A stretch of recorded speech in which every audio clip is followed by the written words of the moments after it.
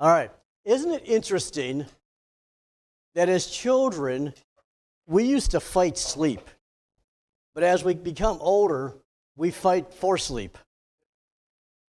Well, we're going to start a brand new series of sermons today, and I don't mean to imply you can sleep through them, but we're going to call this sermon head scratchers or things that we just want you to try and wrap your minds around, because we're going to look at some of these oddball, off-the-beaten-path stories that I've never really preached on. The only exception to that is next week we're going to talk about Mephibosheth, and I have talked about him in a sermon in the past or two, but I've never really centered a whole sermon around him, so he still kind of qualifies for this, and I'm kind of excited that I actually just said his name. If you remember when I preached a little bit about Mephibosheth in the past, I called him Fibby because I couldn't even say that word. But in today's story, what we're going to do is we're going to discover a need for sleep in a fairly humorous way.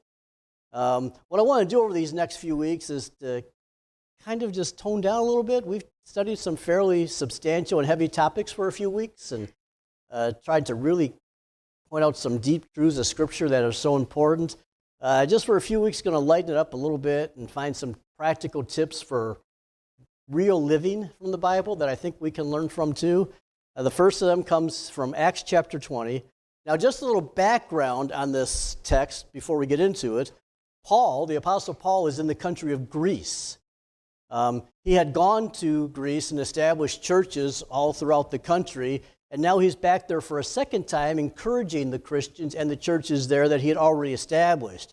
And that's where the story begins. Acts chapter 20, verse 7 says this: Paul was preaching to them, and since he was leaving the next day, he kept talking until midnight. Now, my guess is probably most of you here have been at least in one church service that just was horribly long, right? We've probably all had one of those experiences where the service, we thought it was never going to end. Maybe a funeral, maybe a wedding, or maybe just a regular church service when the preacher didn't know when it was time to land the plane. But if you've ever come here, if you've come here for very long, I think you know that we really value and respect your time. I never want to waste your time by droning on and on just to fill in the time. But on occasion, I might have a point I want to drive home, and it might take an extra minute or two, but try to be reasonable. One of my favorite preachers of all time used to say this from time to time: I've never heard a bad, short sermon. And to be honest with you, I haven't either. But Paul didn't understand that, and he preached until midnight. But listen to what happens next. As Paul spoke on and on, I love the way they've translated that, a young man named Eutychus, sitting on the windowsill, became very drowsy. Finally, he fell asleep and dropped 3 stories to his death. I didn't learn much about Eutychus when I was a young child, but there's one thing I remember from my childhood Sunday school days. The teacher said, you'll never forget the name Eutychus, because I want you to remember that you would have cussed too if you would have fallen from a 3-story window. Eutychus, you would have cussed? I don't know. But here's the good news. Here's the good news of the story. There's a redemptive part to it. Paul raises Eutychus from the dead, which is pretty impressive. But there's bad news at the end of the story, verse 11. Paul continued talking to them until dawn, and then he left. People were probably like, glad he's gone. But the story creates some head-scratching type of questions, at least for me personally. Like, was Eutychus in grad school? Was he pulling an all-nighter? Was he a young dad taking care of the infant in the middle of the night so his wife could sleep? Probably a good Mother's Day thought. We're not told what made him so tired. We're just told that he was so tired, it literally killed him. I don't want that for any of us, so here's a challenge for you today. How about a commitment that says, I will live slower so that I can live longer? Because some of us, I think, just need to learn to say no sometimes. And for some of us, that's really, really, really hard to do, right? Say no to a few appointments. Say no to a few activities. Say no to a few special requests so that you can spend more time on those things that really, really matter, like spending time with the people you love first. I found that this was getting especially hard for our family. Many activities, many obligations, everyone going in different directions, and we finally had to establish a rule, and we just made Tuesday night family night. Everyone's got to not make plans for that night, and we just stay together all night long. Well, you have to force it to happen sometimes. I read of this last week about a Fortune 500 CEO who walked away literally from a $1 million a year salary because his 8-year-old daughter handed him a list of things she had written out that he had already missed from her life. School play, soccer games, tucking her in at night. Our culture has elevated speed to virtue status. And our culture, it seems, has no intentions of slowing down. And if we don't want to wear down, we're going to have to forcibly slow down. And I suspect the truth is most of us in this room today could benefit from a little more sleep, probably none of us from a little less sleep. So I think it would be good to identify some of the things that rob us of a good night's rest. First on my mind is worry. Worry is probably the top of the list. Worry makes us weary. I mean, you're driving from one activity to the next. You're sitting at your desk and you're thinking about the economy. You're looking at the price on the gas pump and you're like, my goodness, am I ever going to be able to pay all these bills? How am I ever going to be able to retire? Or maybe you just look at your kids and your grandkids and you're worried about the culture they're going to inherit. All the lies they're being bombarded with literally, and all the more now because of AI. There's stuff out there that pops up on social media feeds. I don't even know if it's true anymore. Worry can make us weary. Number two, being busy can burn us out. Like, you look at your schedule and you're just in meeting after meeting or appointment after appointment or place after place after place where you have to be, and that can just sometimes leave you in a fog. It will leave you relationally and occupationally frustrated. Sometimes it's even hard to put your finger on it. But the truth is, and we can all relate with this, is we just need a little more rest. That's why the doctor's note to us from the great physician simply says, "Come to me, all you who are weary and burdened, and I will give you rest." It's interesting to me that Jesus gives us 2 steps to find rest. The first is, come to me. Now I want you to notice what he didn't say here. He didn't say, go to him, go to her, go to the beach, go to the mountain, go lay in the hammock, get a sleep number bed. You know, those things all might work. But Jesus said, if you're really, really, really tired and you really, really, really want to find rest, come to me. So I started thinking about this, scratching my head. What does that look like? So you take him up on the invitation. Thursday night, he says, hey, come over to my house. So you take him up on the offer. You ring the doorbell, and Jesus opens the door, and he just lights up like a Christmas tree because he's so happy to see you. And he invites you in. He hugs you. There's this warmth. There's this good feeling. And you go to the house, and as soon as you walk in, you just feel safe and warm. You kick off your shoes. He leads you into the dining room, and in the dining room, there's this tremendous spread of food. And you look at the dishes, and you suddenly realize, man, those were all of my favorite foods. How'd he know? You know, he didn't ask you what you wanted. He just seems to understand you.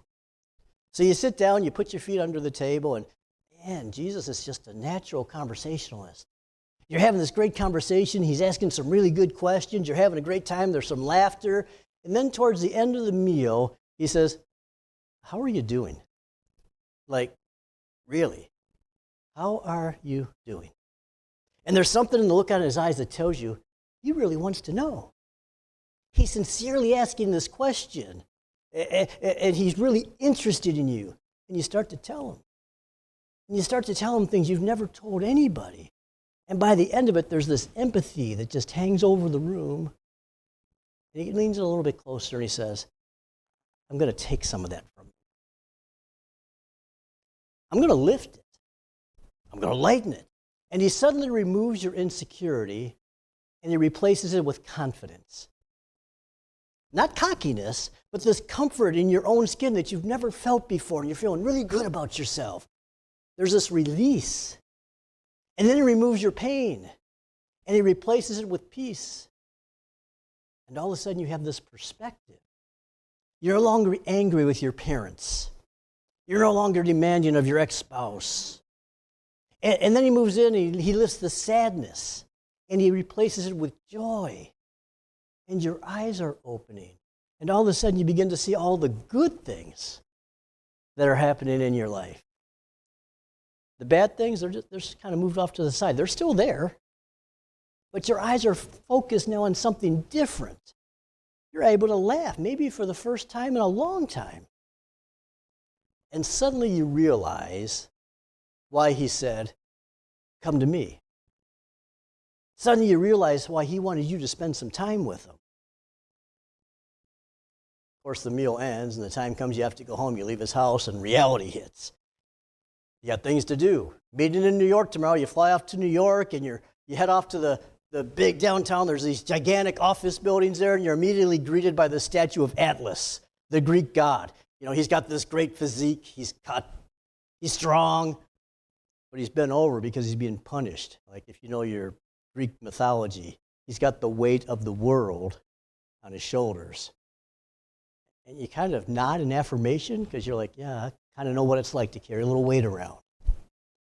Then you go further down Fifth Avenue and you say, man, I'm going to duck into St. Patrick's Cathedral and just take a moment to pray. And you see this little statue of Jesus as a boy. It's curious because he's holding the world in his hands. Your mind, you're thinking, man, that's quite a feat.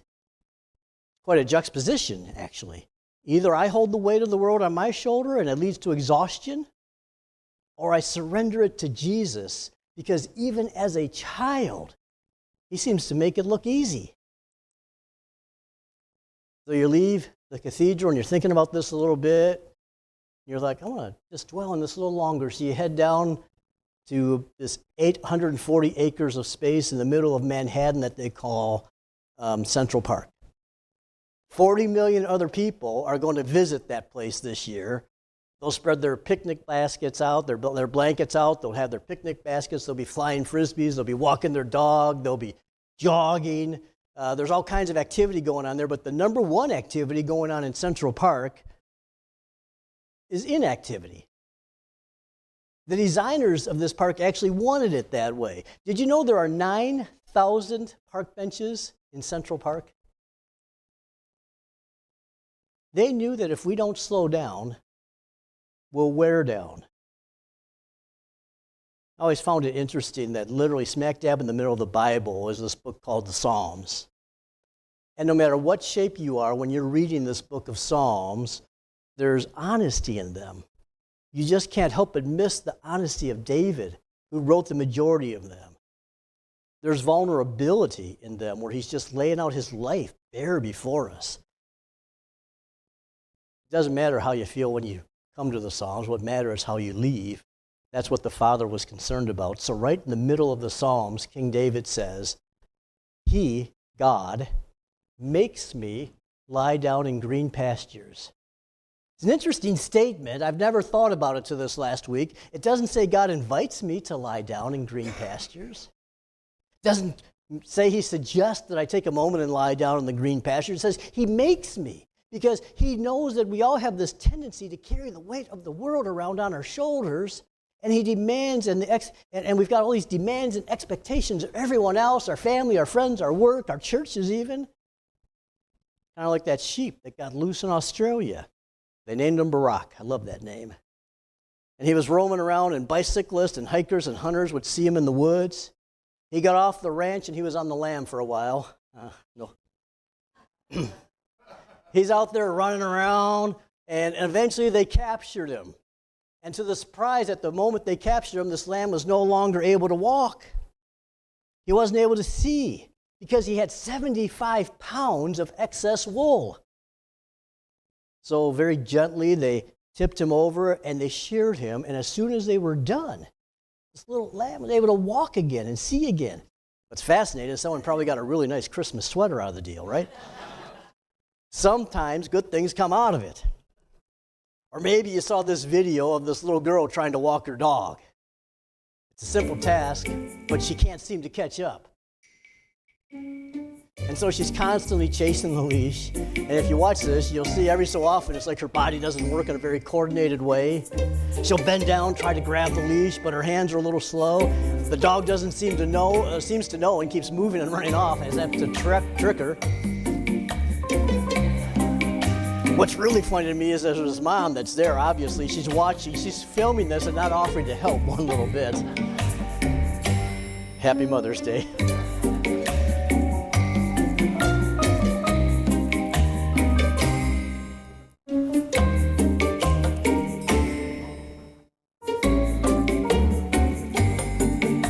Well, just so you know, she's never going to catch it. So what is it? Oh, I forgot that. What is this? I didn't cut it off on time. What is this? What is it in your life that you're carrying around or you're chasing that's just robbing you of rest? John Gardner describes the dilemma in American culture when he says, we can keep ourselves so busy, fill our life with so many diversions, stuff our heads with so much knowledge, involving ourselves with so many people, and cover so much ground that we never have time to probe the fearful and wonderfully made world within. By middle life, most of us are accomplished fugitives from ourselves. Oh man, don't let that happen to you. Getting to midlife and not even knowing who we really are, we need to be aware. So let me build on what Jesus said. First, he said, come to me, all you who are weary and heavy burdened, I will give you rest. Learn from me, for I am gentle and humble in heart. 2 steps. Come to me and learn from me. Well, let's get back to Jesus' house again. Table's cleared. He does all the dishes, and you're just relaxing. He comes in with a big bowl and 2 spoons. It's your favorite dessert. How do you know? And the two of you begin to dig in. And then Jesus says, you know what? The first part was easy. Most people accept the invitation to come to me. They struggle with that second part. Learn from me. He's like, this is where it can get a little painful because you're going to have to unlearn some old habits. He said, but I've made it as simple as I possibly can. He's like, the reason I came was just to show you how to live a better life, a healthier life. So watch me. Now, it's easy for us to read through the Gospels, Matthew, Mark, Luke, and John, and get all of the little details. To take it story after story after story, and we should do that. There's a lot to learn there, but sometimes we can miss the big overview picture. Because if you study the Gospels as a whole and look at the 3 years of Jesus' ministry, you're going to see this rhythm or this beautiful schedule he kept. It looks like this: divert daily, withdraw weekly, and abandon yearly. You can see this over and over in Jesus' life. Daily, you need at least one activity that gives you some life, okay? Maybe reading a book, listening to a podcast, walking your dog, going for a walk, whatever it is, where you can find a little peace for yourself for a short time, do it. Weekly, you need at least one day where you can do what you want to do, not necessarily what you have to do. Isn't it interesting, running errands and appointments? The things that just linger over us, they can drain us if we're not careful. We need a day where we can just not have to worry about those details and just enjoy.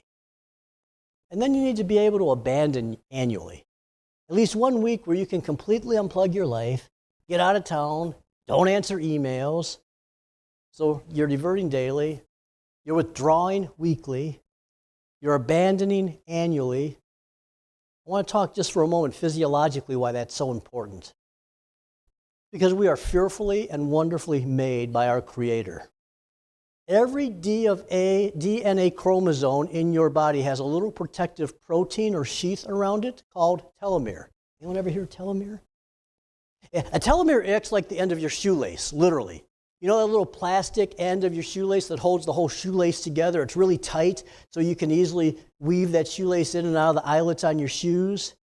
Well, what happens when that little plastic piece breaks down or cracks or falls off? The shoelace frays. It's almost impossible to thread. Doesn't serve its purpose.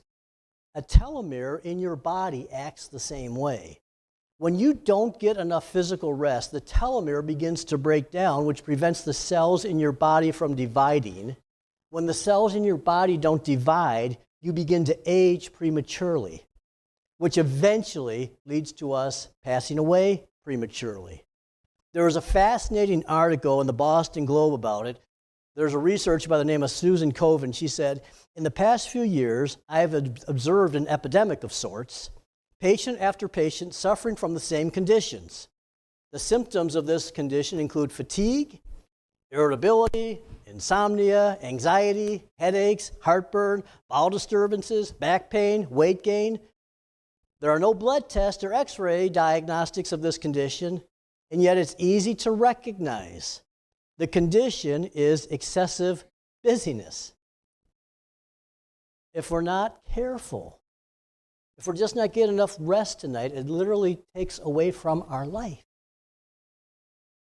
I don't know if my professor knew anything about that when he was teaching, or if he just realized this from reading Scripture, but he used to say this to us over and over.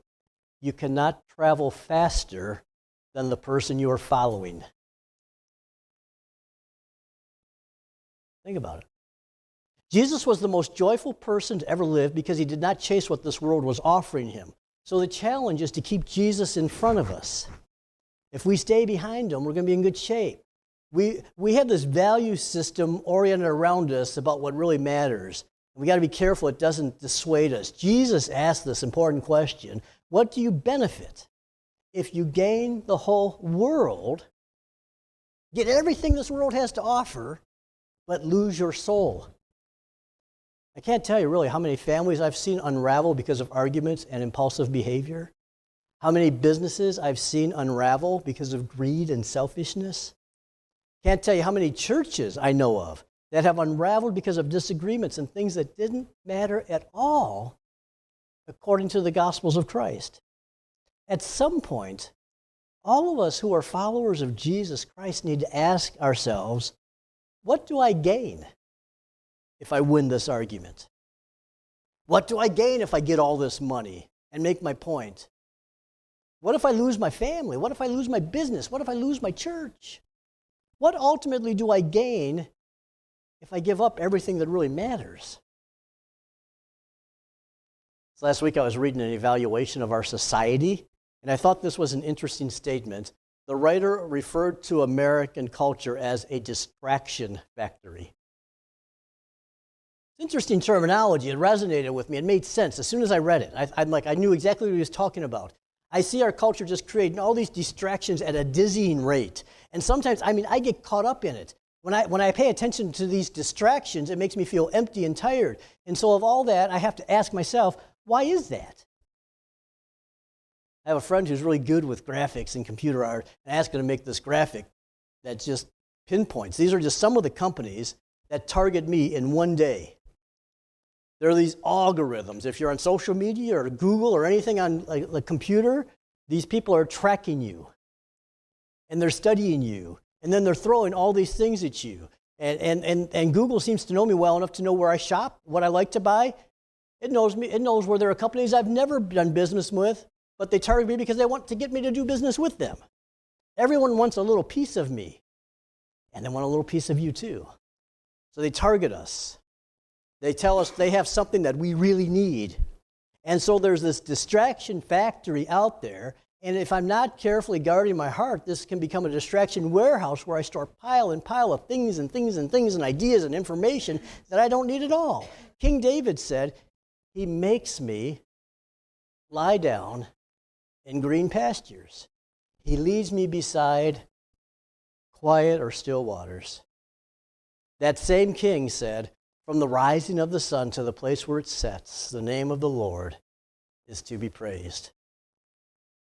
I think it's good to, from time to time, just drive in the direction heading west and see the sunset. It's like, that's cool. Sometimes in the morning, because of the time I leave and head east, I can see the sunrise rising in the distance, and it comes just over the courthouse in Howell. I think, man, that is such a cool picture. This past week, kind of knowing what I was going to preach, I would intentionally just stop and look at the sunrise in the east and think, it is fantastic. God just really has a way of showing off his craftsmanship. And I thought, wonder if I can give you a definition of awe. I kind of like this idea. Awe is perceived vastness.